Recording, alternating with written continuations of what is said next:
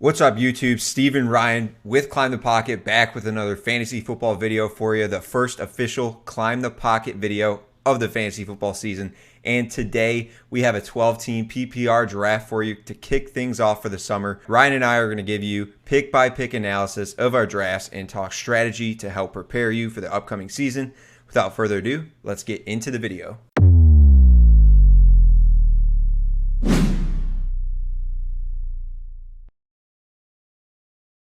What's up, guys? We are super excited to be back for the fantasy football season. It's summertime because it's past NFL draft, which means I am ready for fantasy football season. I'm in full mode right now. I'm looking at rankings. I'm doing mock drafts. I'm prepping myself so I can make myself better, give me my better chances to win that fantasy football championship. I'm so excited to be back with my co-host, Ryan. We're going to have tons of off-season content for you this summer. Every single week, a new video, some Dynasty rookie talk dropping in with some of the other Climb the Pocket team. If you're not a sub already, we suggest subscribing. Like I said, we're going to help you win your fantasy football championship, help you get prepared for that draft. Like the video. It helps us out a lot. Before we get into the mock draft, I'm going to say what's up to my boy, Ryan. Ryan, what's up, man? It's been so long. It feels so good to be back. So one, Steve, for the viewers at home, if they've been a frequent watcher, I personally can't see you currently to do our setup, but I mean, you're practically in a new room. You know, you got a new setup, you got a new office, you moved, you got married. I mean, you're burying leads here. I know you're excited about fantasy football, but I mean, you're a new man in 2021. You know, people were nervous about 2020, but they had no idea that the year of 2021 was going to be your year, Steve. So I'm glad that we can at least kick this off the right way. Nice little mock draft. I'm excited to jump back into it. I mean, we had our time off. We had our rest and relaxation. We breathed a little bit. We gamed a little bit. And, you know, now we got to dial back in. You know, it's May. It's the end of May. And this is a time where you start to get the itch. You know, you get the feeling that you want to be a part of something, and that is fantasy football. So the best way to do that is just hop into a mock draft. I mean, all these apps that are out there all have mock draft features, and they're getting better every year. I mean, we're doing ours today on Sweeper. Their interface is great. I mean, I think it's probably one of the more user-friendly apps out there. We're not sponsored yet, but I really do think that they've got a great app, and I'm just so excited to pick. What am I picking two? Picking two. I mean, picking two. I'm picking 9. We're gonna give you. I couldn't ask for a better spot. Maybe one, but I also picked picking 2. I mean, we're gonna give you perspectives from both sides of the draft. Ryan an early pick, me a later pick. Ryan was right. I did grab 2021 by the balls. New house in the Climb the Pocket studios, claiming it. Here we are. We're ready for this mock draft. Let's get into it. We're gonna be talking player by player analysis, pick by pick strategy to help you win your draft come draft season. And, we're going to be giving you all the NFL news updates and whatnot as we cross those players. So let's get into it. Let's go ahead and start this draft. Let's make it a battle. At the end of this draft, put it in the comments. Who won this draft, me or Ryan? I mean, I'd much rather have an early pick because I want one of those hard-hitting running backs, but maybe one of them will slip to me at 9. We'll see what I end up with. Let's go ahead and get into the draft. Let's see how it goes. It starts off with Christian McCaffrey at the 101. This is pretty expected. I expect Christian McCaffrey to go 101 unless you got like a Dalvin Cook truther or a Derrick Henry truther. I think Christian McCaffrey is the number 1 overall pick. What he did in just 3 games last year, is that what he played? Only 3 games? Maybe 3 or 4? Yeah, maybe if you don't count the one he got hurt. Even the one he got hurt, he was having a great game. Just amazing, Christian McCaffrey. I mean, if I have the 101, I'm not even thinking twice. Yeah, I mean, I'm not going to argue with Christian McCaffrey. I mean, obviously there's the concern with the injury. But you look at all the guys at the top, and there's general concern for injury. Absolutely. But I touched on this guy earlier on Twitter. Dalvin Cook, he's got to be my number 2 this year. He hasn't gotten the respect that I feel like he deserves.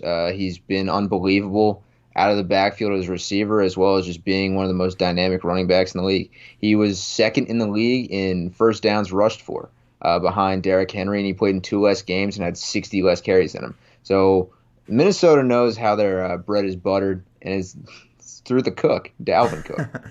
Oh, that's a slam dunk pick right there. Dalvin Cook is just dominant for fantasy football. You just got to hope the time of his injury, which most running backs are probably going to get injured this year, just adding that extra game, it's really hard to make it through the 16 games anyway. I'm pretty sure I heard on the Fantasy Football yesterday, 2 of the top 20 running backs last year only made it 16 games. The injury comes at one point. Just hope it's not during your fantasy football playoffs. So we see a huge running back run with Devontae Adams sprinkled in there at the 5th pick. Obviously, a lot of question with Devontae Adams right now with the whole Aaron Rodgers thing going on in Green Bay. Don't ask me my opinion on that. Obviously, I'm Packers decked out right now. I got the Packers stuff in the background, but we won't talk about that. Huge running back run, not what I wanted because I would like to get a hard-hitting running back right in the beginning of my draft, and it didn't happen in this one. So will I pivot? The best players available: Tyreek Hill, Diggs, Eckler, Hopkins, Kelsey, Chubb. And the players I'm zoning in right now are Tyreek Hill and Nick Chubb. And the only reason I'm thinking about Nick Chubb, and it's not the only reason, you're kind of looking at all these rankings on Sleeper right now and other ones. They all have different ADP, different rankings and whatnot. I think Nick Chubb deserves to be a first-round pick, back of the first round. We've seen when he's on the field healthy, even with Kareem Hunt there, he's just dominant, man. He's one of the best running backs in the league, arguably top 5 pure runner in the league for sure. And like I said, even though it's a full PPR league and I do expect Kareem Hunt to get a lot of the passes out of the backfield for the Cleveland Browns, I like Nick Chubb. I think he's a slam dunk to get me, 13, 14 fantasy points a week, and I'll take that every single day of the week. So then after that goes Tyreek Hill, Eckler, Diggs, Aaron Jones, or DeAndre Hopkins, Kelsey, Aaron Jones, and it comes back to me. Nothing too surprising around the turn there. Team 12 with a couple of hard-hitting wide receivers that are probably going to rake in 100-plus catches, so I like that. My next pick, I like to hammer the running backs early, as I mentioned, but if you look here, the only guy I consider here is probably Cam Akers, and I am pretty big on Cam Akers this year. He's down there at 27 in these rankings. Other guys I'm considering: DK Metcalf, A.J. Brown. A.J. Brown with all those vacated targets, they must think he's going to be the absolute guy, or Derrick Henry's going to be the first guy to have 450 to 500 carries, which I don't think is going to happen. So for me, it's between A.J. Brown and Cam Akers, and because I do like the value at wide receiver as the draft goes on, I'm going to go ahead and take Cam Akers in the upside that I get my 2 hard-hitting running backs right away, pure runners, and we're set at running back for a while now. So it's going to be up to you at 2. We see George Kittle, the second tight end, does go off at the 2-8. But other than that, nothing too crazy leading up to your pick.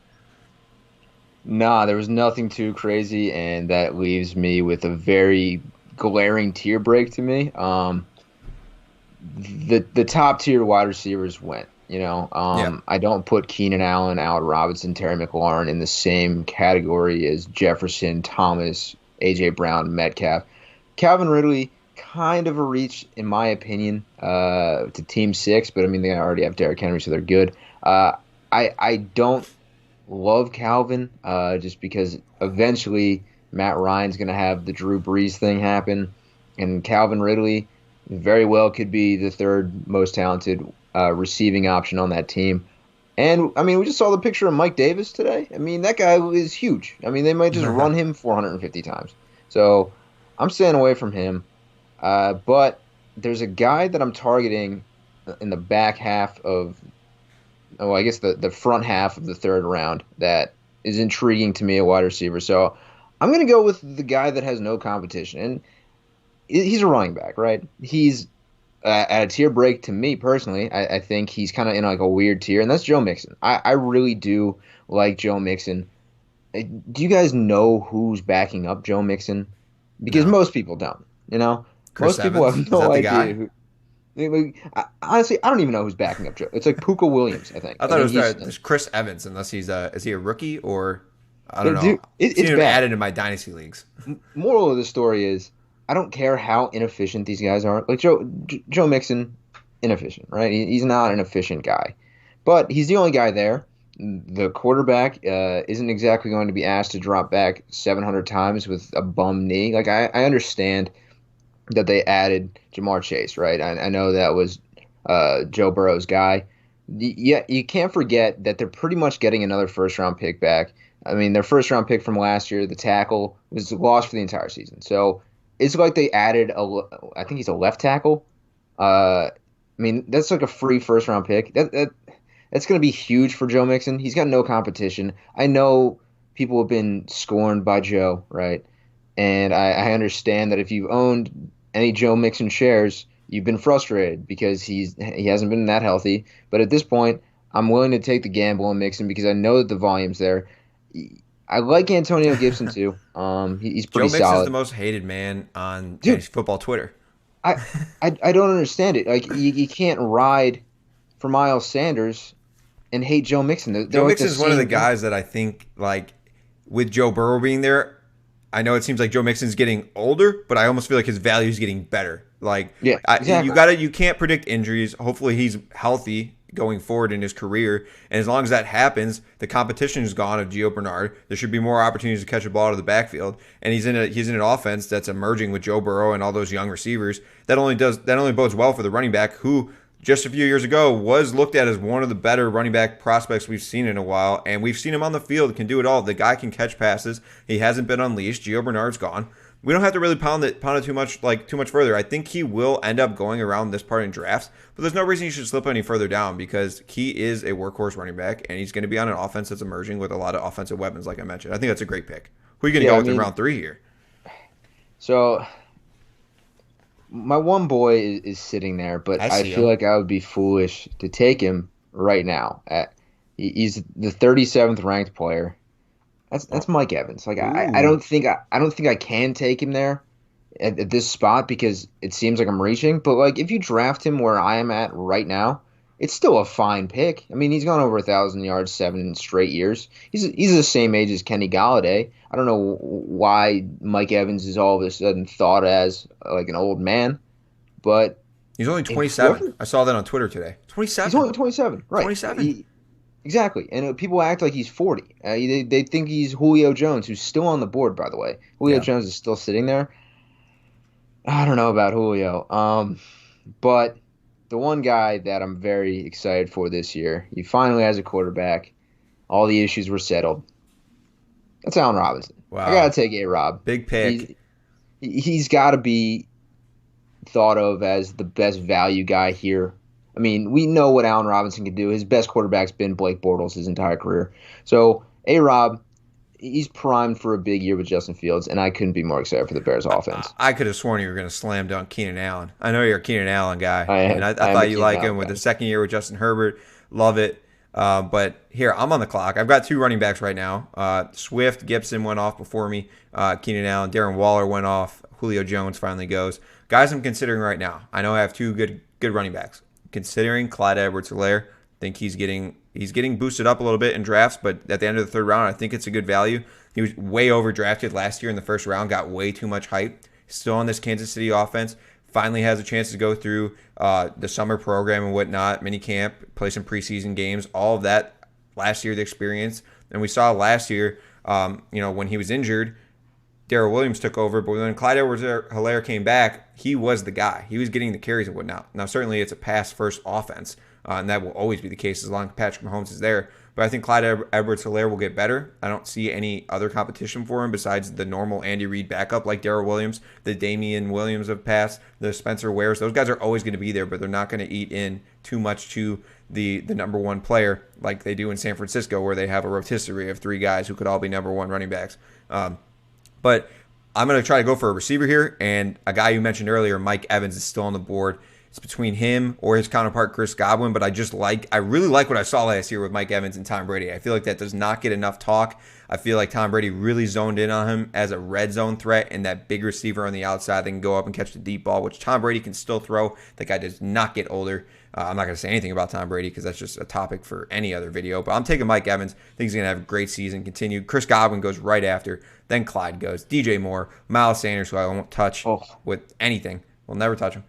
Cooper Kupp and J.K. Dobbins. J.K. Dobbins, if he would have slipped to me right there, that would have been a pretty good value. I would have been pretty excited. But hey, man, I'm right here. I've got two really good running backs, but am I going to take the another most hated man in fantasy football Twitter, David Montgomery for the Chicago Bears? What he did last year, man. I know it was an easy schedule at the end of the season, and I know the quarterback play was bad, and Tariq Cohen was out. They saw what they could get in Dave Montgomery, and they started winning games and playing better football the way they wanted to with Dave Montgomery, running the football, catching balls out of the backfield. He worked himself into a more three-down running back role last year, and Tariq Cohen coming back, even though he's one of the better three down or third down back specialists in the league, I think Dave Montgomery will still get the workload to get it done in Chicago. Hopefully, with Justin Fields under center, opening things up for him with some option plays and whatnot. I like Dave Montgomery. think he's going to be poised for another pretty decent season. Maybe not top 5, but he's going to be my third running back. So if you can give me RB2 numbers here in the 4th round, I'll take it all day. I'm not going to think about running back. I know I said it after round 2. I'm not going to think about it probably for a few more rounds. Hammer the wide receiver. But some players go off. Josh Allen goes off, our second quarterback. Some running backs, some wide receivers. Deontay Johnson goes right before you. You're back up with a couple of running backs and wide receiver on your team. What are you going to do? Steve, I'm starting to realize that I don't like the second pick very much because I feel like there's been kind of these weird tier breaks, and like I understand Adam Thielen's available. I don't know, man. I didn't see like Adam Thielen was great last year, right? But he's the number 2 at this point, right? Tyler Lockett's a number 2 to DK. Ayuk's interesting. I mean, he could have a rookie quarterback that, is more apt to run than throw. I got to interject here real quick. I do see on the rankings that Najee Harris is ranked 51. I think we have not seen him in this draft, and I think he will go much higher. So I would suggest to you that neither of us draft him because I think he would have been gone before this. Unless you think he has a 4th round value, I just think in most fantasy football drafts, he will be drafted in round 2, possibly right in the beginning of round 3. But you do you. I think by draft time he will be gone. I think he'll be it. Honestly, I think he goes to team 6 there, that DeAndre Swift pick in round 3 at minimum, right? Yep. I think he might get taken. Like I personally would probably take him over Edwards-Helaire, but that's just me. I don't love. I agree. Clyde. I want to. I'm sorry if that offends anybody, but I personally think he's going to be a round 3 guy. Yeah. So I'll respect the game. I'll respect it here, and then since we're in a 3 wide receiver setting, I feel like I should go wide receiver at this point. I don't love what I've set myself up for, but that's the name of the game here, right? Yes. I mean, I think I'm just going to go Thielen here just because that's a safe pick. Yeah, exactly. He's the safest pick there. And there goes Harris right at the 5. It was meant to be. In case I was feeling cheeky. Yeah. But yeah, no, I think that Adam Thielen's safe enough. He's their red zone threat. They just lost Kyle Rudolph. Kirk thinks of him as a security blanket. So, I really do like Thielen in the red zone, but he's not going to be the stretch the field guy that we've seen previously. I think I'm going to go slightly risky here. I don't love the pick, right? He finished as the wide receiver 24 last year, but I think Chase Claypool has the chance to be a top 10 wide receiver this year. I don't know what's happened to Juju Smith-Schuster, but he doesn't seem like the same wide receiver that we saw with Antonio Brown, which is probably what happened to Juju Smith-Schuster, that he doesn't have Antonio Brown. I love Deontay Johnson across the middle, but I think Chase Claypool is the best wide receiver to kind of go into any offense and do whatever is needed to be done. Plus, he's their best run-blocking wide receiver. So they don't just have to go out in 5 wide sets anymore to throw the ball.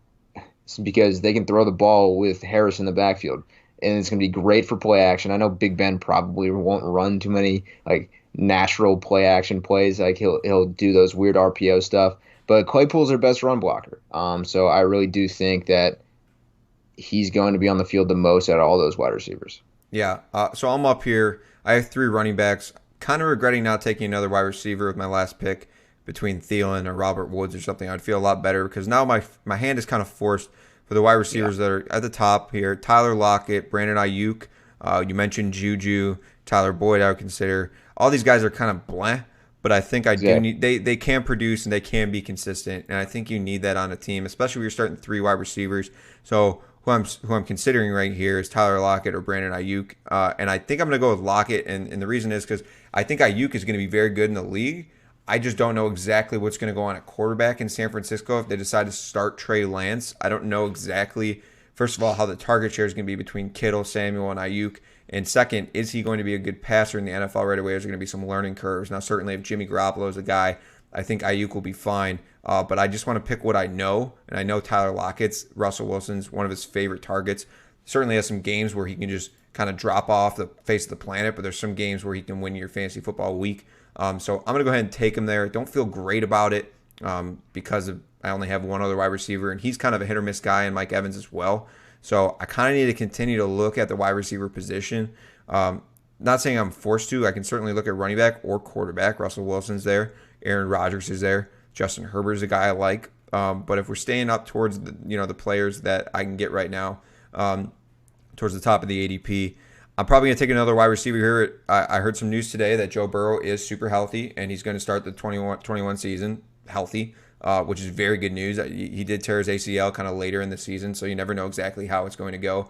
It looks like medical technology is just completely morphing nowadays. There used to be at least 1 year. Now it seems more like 8 to 9 months to be able to recover to full health, which is pretty crazy if you ask me. But I'm going to slam dunk Tyler Boyd here. I still think he's the top target on that team. A lot of people are higher on T. Higgins, and Tyler Boyd's kind of getting the boot. Don't really understand why, because I think he's still one of the top, definitely the top target on that team. But we will see. But I feel a little better about my receiving core with adding those two guys. You're back up. You just went 3 wide receivers straight. Interested to see what your strategy is here going forward. Yeah. So generally, I'm a big flex the running back guy, right? Yeah. It just seems like you can hit that the real low floor that you need. You need your flex guy to beat the other team's flex, and that's kind of the crapshoot position, aside from like tight end, where if that guy goes off, I mean, you're probably going to win your week. So I'm going. I think I've got to take my boy James Robinson. Yeah. He's going to drop a lot. He already has. He really has, and the scare that ETN is going to take away a ton of touches from Robinson is, the reason he's dropping, obviously, and it makes me slightly wary. But at the same time, they immediately put him in the slot in rookie minicamp. Like I understand that Urban Meyer knows that ETN can run the football, and they just want to see what else he can do, right?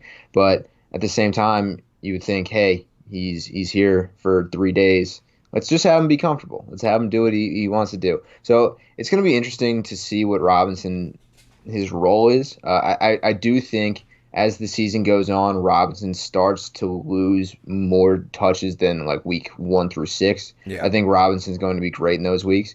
The problem is you're not sure if he has a bad game or two, a tough fumble, misses a block on the prize possession.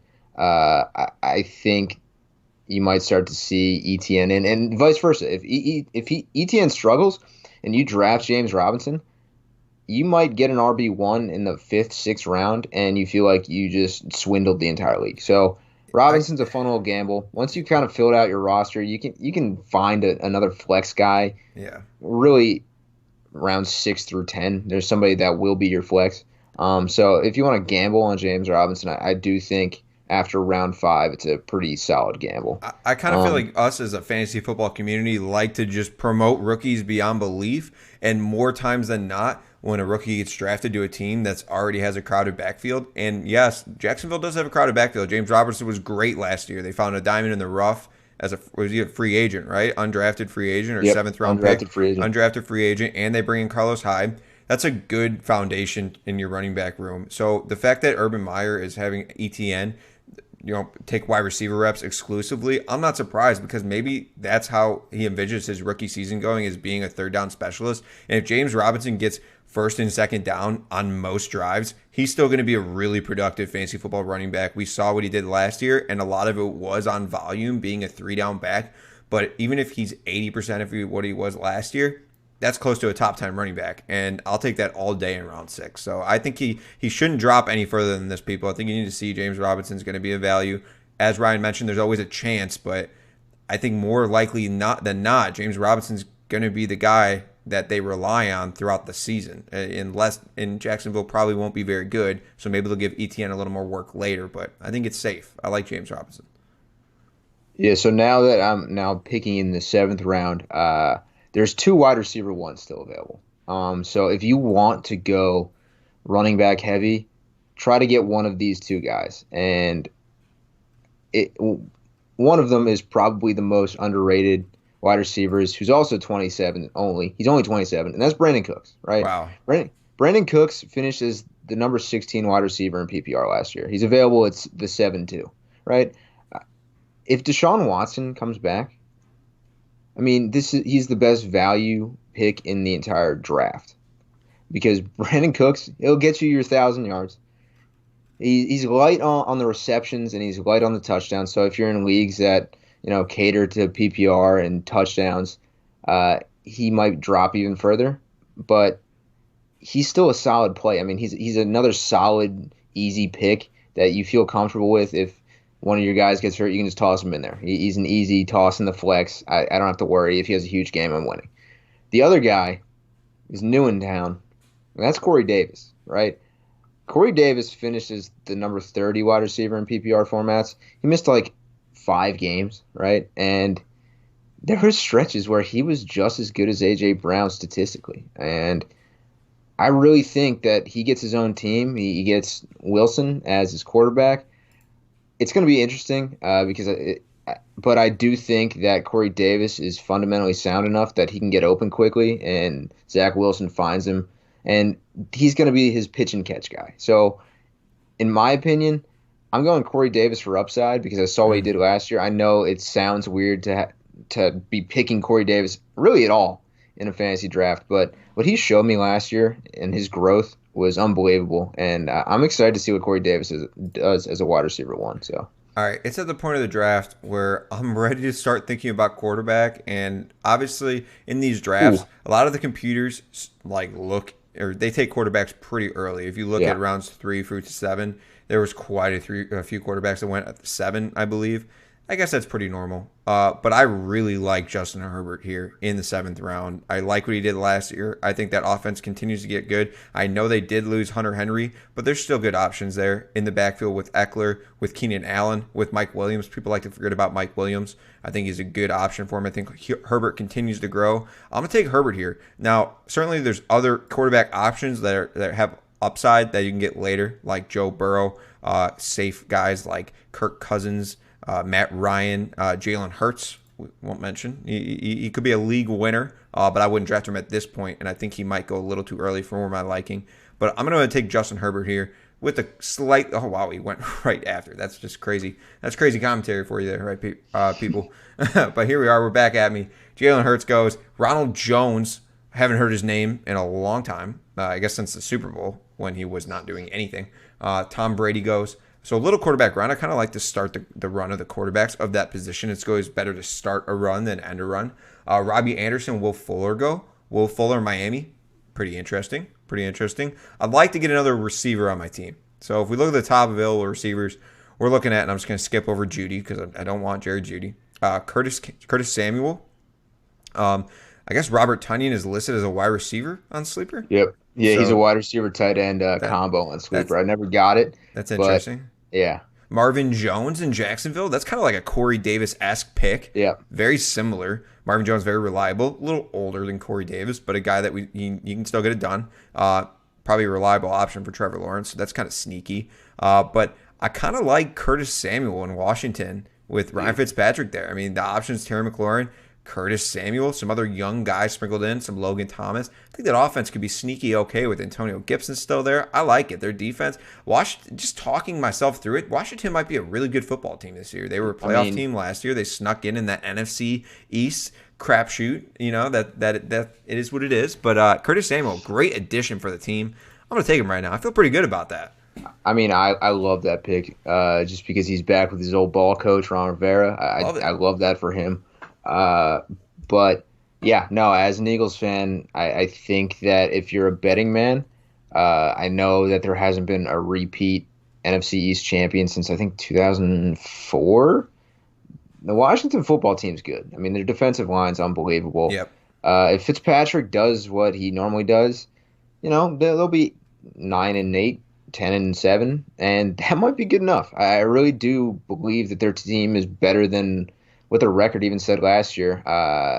But it's going to be a very interesting division. But as I pick here in the 8th round, the best thing to do right now is just to read the draft board. And I'm the only team without a quarterback. And I am 1, 2, 3, 4, 5, 6. There's 7 teams with tight ends. I don't want to actually. You know what? I can get Tunyon on the back end because Mark Andrews is already off the board. So what I'm gonna do is either go wide receiver or running back still, just because I know that the team that's picking behind me and then in front of me already has a quarterback and a tight end. So Can't wait. I'm pretty solid there. Can't wait for somehow that team to pick a quarterback or Dude, a if they tight end. take Robert Tunyon, who I've been banging the table for as a top 10, top 5 even tight end, I know he wasn't he wasn't huge on receptions, but like 55% of his catches went for first downs. He had 10 touchdowns. Aaron Rodgers loves that Pro guy. Bowl He's the second. snub, Yeah, Evan that's Ingram. what I'm saying. Evan Ingram was in, and Robert Tunyon couldn't get a sniff. I mean, he was the most efficient tight end in the game. Plus, he spikes the ball. Looks pretty sick. I mean, it's not Gronk-like, but I mean, he's got a good celly, and I think he's probably the most underrated tight end. And I don't know why no one talks about him. Like He was he's he more was last year's Mark Andrews, and then Mark Andrews was drafted in the third round. Like that's, it that's didn't what I make any mean. sense. Like it's one year Makes later, Mark absolutely no Andrews does sense. kind of what Tunyon did. Maybe Tunyon a little less, but the touchdown department for sure. And the year after, Mark Andrews was drafted in round 3, and Tunyon's down here in round 8 at the Yeah. end. Arguably, he's probably going to go round 9. It doesn't make sense. Oh, he's going in round 9. If he Okay. switched to round 9, All right, who he's you going going. with? But right now, I'm taking really I mean, Damian Harris. You can argue that he's a possible RB1. He's probably the RB1 in New England.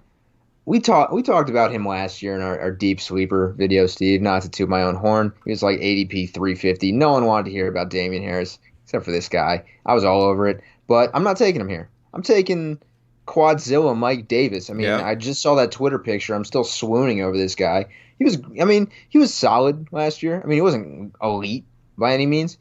The offense was set up for a great passing game. It's the running back, and realistically, Atlanta's offense set up pretty solid for a pass catching running back. And he seems like you're kidding. Yeah, it's a joke. I told you. It's a joke.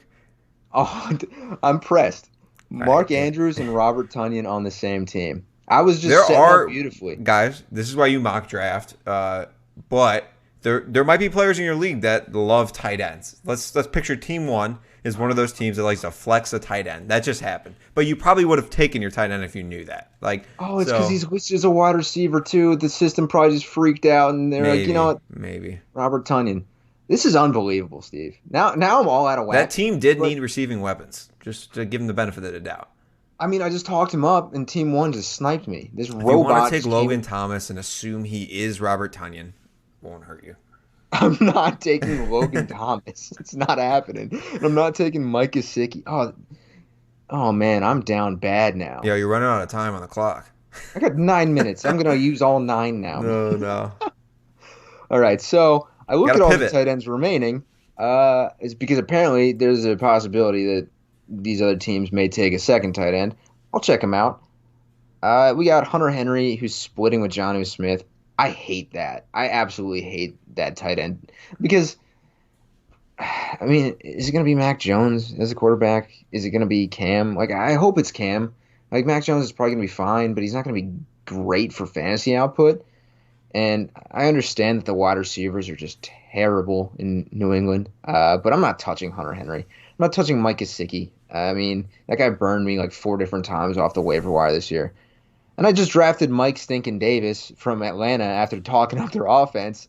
So it's going to be tough for me to take Kyle Pitts.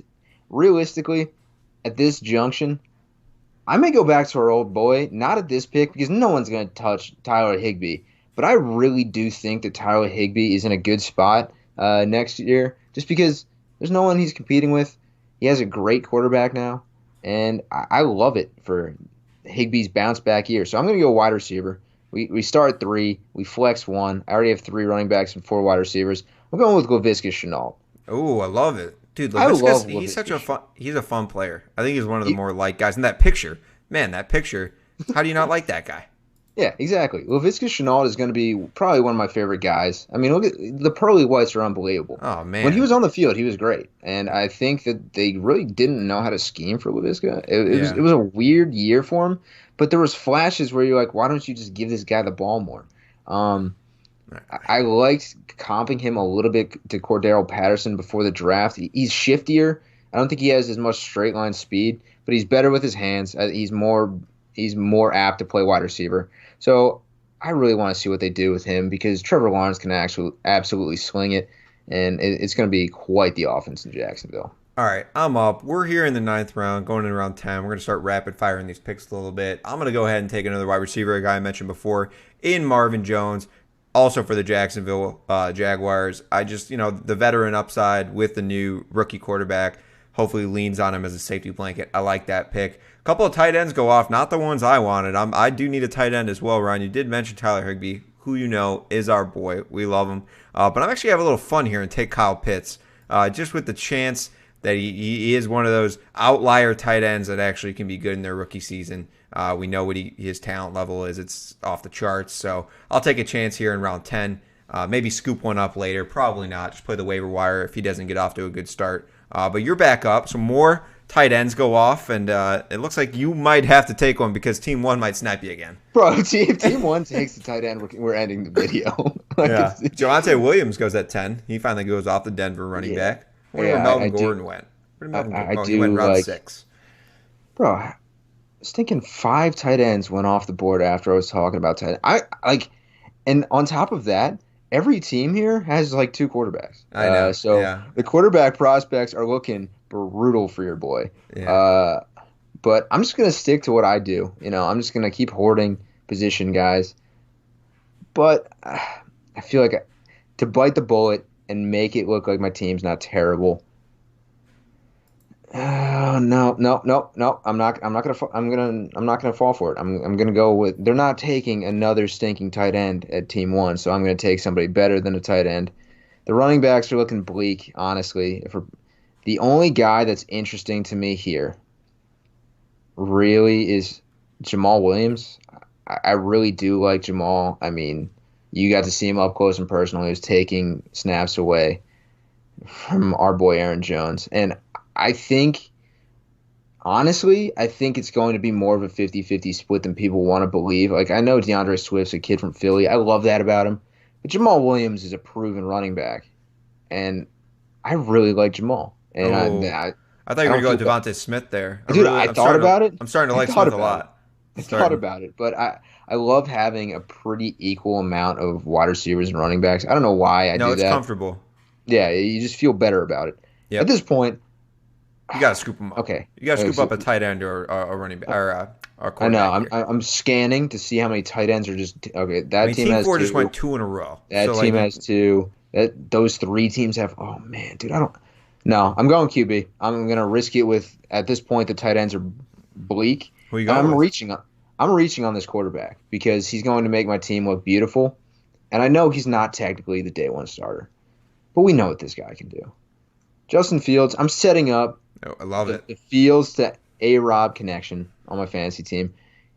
If you loved Kyler Murray, you're gonna love Justin Fields. I kind of thought you would go for your old boy. Carson Wentz is kind of disrespected. He's what's he ranked? The 26th really quarterback. Jared Goff, he's the 2nd or 3rd worst ranked quarterback. I know he's in Detroit with no passing weapons, but some of these quarterbacks, man, if you really did want to wait and just grab one, play the waiver wire, find one that's got a good first couple games and roll with it. That's a good strategy. I like it, but I'm moving on. I need to get some picks going. I really need another running back. I realize I only have 3, but this is not the time to get a running back. I am way past that time. I mean, I could take a shot on Trey Sermon, maybe James White. James White might be my best option, and that makes me sick. It really does because classic Patriot James White. Yeah, I mean, I need something else on my team with life that's breathing and can run the football. Trey Sermon is something I'm interested in. I just do not. They have so many running backs in San Francisco. They brought in Wayne Gallman. They have Mostert, Jeff Wilson, and they have Trey Sermon. If that situation couldn't get any more murky, it just did. Every single week, you're going to have no idea what's going to happen. So I'm going to take James White here and just throw up off the screen. So after goes Kirk Cousins, Jonnu Smith, Daniel Jones, Philip Lindsay, Shepard. This is puke time of the draft for sure. I guess I'm going to be looking at probably another wide receiver. I have 4 running backs. Probably going to end up with just 4 running backs. Some guys I'm interested in here: Cole Beasley, Christian Kirk. It's getting pretty murky. I think I'm going to go with Cole Beasley and just hope that connection with him, Josh Allen, continues. Maybe a good PPR guy, so we'll roll with that. Let's see how you finish up your draft here after drafting Ooh. Justin Fields. All right. So I'm taking a tight end here. Right. I have to because if I don't, somebody will have three tight ends on their team, and I'm just going to be pressed beyond all belief. There's two guys that I'm really liking right here. There's one that I can't really draft because I already have two Chicago Bears, and that's the killer Cole Kmet. I love the optics for him this year. I mean, he's 6'6", 258 from Notre Dame. He's huge. I know that Jimmy Graham's still technically on that roster, but I think Cole's going to be the number one tight end there. And everyone knows the rookie quarterback loves a tight end. So if you get stuck in this situation and you don't already have two Bears on your team, Cole's a good pick. But the other guy is going to be in a top five offense this year as the number one tight end. And he missed all last year, so he's kind of flying under the radar. It's going to get to a point where you're probably picking up tight ends anyway, so you got to take a risk. I'm drafting Blake Jarwin. I love Blake's optics. I took him in the Scott Fish Bowl last year and he immediately blew out his knee. But he's a dynamic tight end, and I really do think that he's going to be good once he's inserted into that offense. I mean, you can only put 11 guys on defense, and no offense to Blake, they're not going to put two on him. So he's going to get a lot of one-on-one situations, and he should thrive in that, especially because they probably won't have Dak really scanning the field very often for more than 2 or 3 seconds. So Jarwin's going to be right in front of his face. I mean, it's an easy pitch and catch. I do think Jarwin's going to be the late round value tight end that you should be targeting if you all of a sudden find yourself in a 12-man league where everyone has two tight ends. Blake Jarwin's the guy. So I'm down to my second to last pick. It's getting gross. It's been gross. I could also go with a second tight end just to stick it to everybody, but I'm not going to, right? I don't think you'd be sticking it to many people. I don't think I would either. Golly, man, dude, it gets ugly quick, huh? Shout out Team 3 who just stayed strong and just took one tight end for right now. I mean, I appreciate them doing that. I would have liked their tight end. I would have liked Darren Waller, but, it comes and it goes. Dude, this is an ugly spot. I mean, it's round 13. We're looking for bench filler right now. Yeah, and, this is where you start taking some big swings. Maybe a rookie running back. I mean, Michael Carter's out there and Trey Sermon's out there. I think Michael Carter's more likely to get more snaps than Trey Sermon. I like Sermon more as a player, but he's in a murky backfield like you alluded to, and Michael Carter's got Pirine. I mean, I was a big Pirine guy last year. I was dialed in on him. He didn't do anything. I mean, he was kind of brutal, honestly. When you put him in, he wasn't that good of a running back. So I'm going Michael Carter with the upside. Try to stash him as long as possible, and if you eventually have to cut bait, like many people did with Cam Akers, you got to live with the repercussions if he goes off down the stretch. Yeah, you hurt me there because that's who I wanted. So that happened. I thought I was being sneaky. He's a little further down, not too far, but he's possibly the only running back one for his team on the board still. So that was a great pick. And I guess I'm just going to take the counterpart that you were mentioning before in Trey Sermon and hope some crazy thing happens where he has an amazing role. I probably won't hold on to him too long. I'll have to get rid of him. But I'm back on the clock with my last pick, and I'm going to take a flyer at wide receiver with one of my boys from Green Bay. Going to go with MVS. I think MVS took a step up last year. I think he could show with Aaron Rodgers that he could be a reliable guy. Now, is Aaron Rodgers going to be there? We'll see. I hope. But I also don't care because I don't want drama on my football team, but I also like winning, so it's tough. But last pick here, cap it off for us. Just to touch on your boy MVS, I think he was over 80% of his receptions were first downs, but only 40% of his targets were for first downs, which was just an unbelievable stat. Where I think he only caught like 50% of his targets, but the fact that 80% of them went for first and he only caught like 40% of them. Pretty impressive. I mean, he is the deep threat. I mean, he's only catching 40-yard balls, but still beautiful. I mean, it was by far the highest among wide receivers. So I've got to go now look at a wide receiver, I feel like. I mean, I've got 6 running backs, so I'm going to wrap it up with a wide receiver. And this is my deep sweeper. This is my guy that I think that people aren't paying enough attention to. That's Josh Reynolds out of Tennessee. I really think that his move over to Tennessee to be pretty much the de facto two is going to be huge for him. I think he's going to be opposite of possibly the wide receiver one in the league. He's going to see a lot of targets and a lot of single coverage. So he's going to have some games where you're like, how did he have 7 for 75 and a touchdown? Well, because no one's looking at him. Everyone's looking at A.J. Brown or they're looking at Derrick Henry. I really do think Josh Reynolds carves out a nice role, and you're going to see him on literally every other waiver wire article this year. Yeah, definitely like that pick and the last pick. That's going to be a high upside one with all those vacated targets. I like that. So here's our teams. Check them out. Stop the video. I'd like to see a comment below on whose team you think is better. I think they're all pretty interesting teams. This is why you mock people, because you look at your roster at the end of it. Maybe you hate it, maybe you love it, but it's not going to be your team on fantasy football draft day. And that's the best part. Mocking's fun. It gets me involved, or it gets me excited for the fantasy football season. But once you get to those home league drafts, you never know what's going to happen, and before you know it, you got the best team in the league, and you're winning a championship. So, hey, thanks for coming by the video today. We got more coming in the very near future, as early as next week and every week after that. Subscribe now if you enjoyed today's video. Like it. It really helps us. And like I said, drop a comment of whose draft you think is better and why you like it. Until next time, we will catch you later. See ya.